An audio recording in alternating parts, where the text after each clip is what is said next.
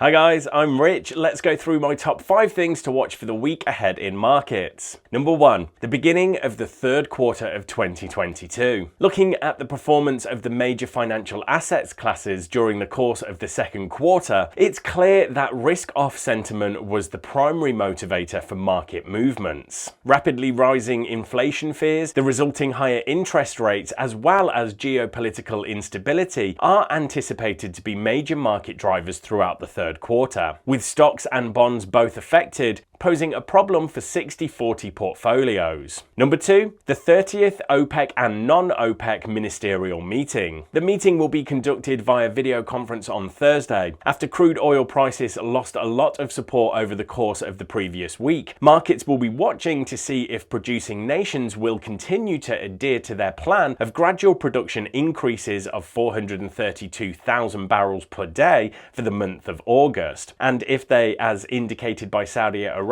are willing to make up for the decline in Russian oil production. Number 3, US Q1 GDP release. The Federal Reserve's monetary policy and interest rate decisions will remain topics of discussion this week, with the focus on how those decisions will harm the US economy and how severely they will do so. The latest version of the US GDP for the first quarter of 2022 will be revealed on Wednesday. While the most recent report showed a 1.5% contraction in the US economy, any downward revisions could be negative for the US dollar. Number 4, the Eurozone inflation rate. Although the ECB stated in their most recent press release that they are inclined to increase interest rates by 25 basis points at their next meeting in July, they nevertheless decided to leave the rate hike amount in September to be decided based on inflation reports. Although markets continue to price in higher inflation forecasts, expectations for headline inflation in June are for it to decline from 8.1% to 7.8%